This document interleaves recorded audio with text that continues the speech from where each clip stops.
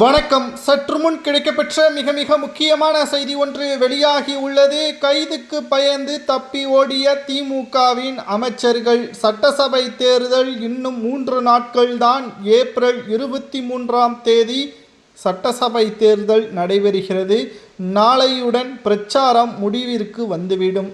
இனியும் தமிழ்நாட்டில் வெற்றியடையவில்லை என்றால் ஆளும் கட்சியாக வருகின்ற அதிமுக நிச்சயம் தமிழ்நாட்டில் ஊழல் செய்த அமைச்சர்களை சிறையில் அடைப்பதற்கு துணை புரியும். ஏற்கனவே அமலாக்கத்துறை அதிகாரிகள் முக்கியமான 10 அமைச்சர்களை தேர்வு செய்து வைத்திருக்கிறார்கள். அமலாக்கத்துறை அதிகாரிகளது பிடியில் இருந்து பாதுகாத்து கொள்ள தேர்தல் முடிவுகள் வரும் வரைக்கும் வேறு மாநிலத்திற்கு மற்றும் வெளிநாட்டிற்கும் செல்ல திமுகவின் சிட்டிங் அமைச்சர்கள் முடிவுகளை மேற்கொண்டுள்ளனர்.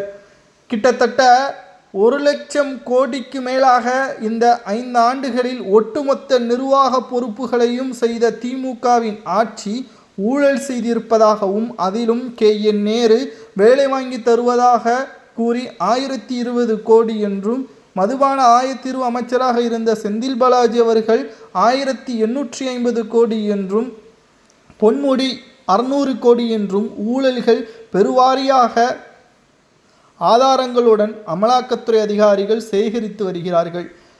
தோல்வி அடைந்து விட்டால், ஆட்சியை இழந்து விட்டால் நிச்சயம் கூண்டோடு இவர்கள் சிறையில் அடைக்கப்படுவார்கள்.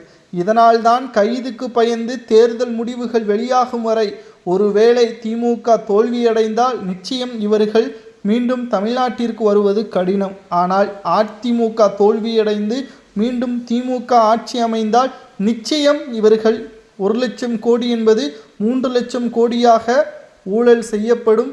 கடனாக மத்திய அரசிடமிருந்து திமுக அரசு பெறும். இதனால் மக்களின் வரிப்பணமும் அதிகரிக்கும்.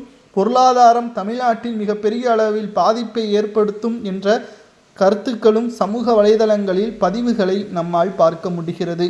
திராவிட முன்னேற்ற கழகத்தின் தற்பொழுது இருக்கக்கூடிய சிட்டிங் அமைச்சர்களாக இருக்கட்டும், MLAக்களாக இருக்கட்டும், தேர்தல் முடிவிற்கு முன்பாகவே கைது நடவடிக்கை மேற்கொள்ளலாமா அல்லது தோல்வி அடைந்த பிறகு இவர்களை கைது செய்யலாமா என்பதை மறக்காம கமெண்ட் வாயிலாக பதிவுகளை மேற்கொள்ளுங்கள். இன்னும் 3 நாட்கள்தான். ஒவ்வொருவரது வாக்காளர்கள் அட்டையுடன் திமுகவிற்கு எதிராகவோ அல்லது ஊழல் செய்கின்ற ஆட்சிக்கு எதிராகவோ பதிவுகளை உங்களது வாக்குகள் போடுமா அல்லது திமுகவை மீண்டும் ஆட்சிக்கு வரலாமா என்பதை மறக்காம கமெண்ட் வாயிலாக கூறுங்கள்.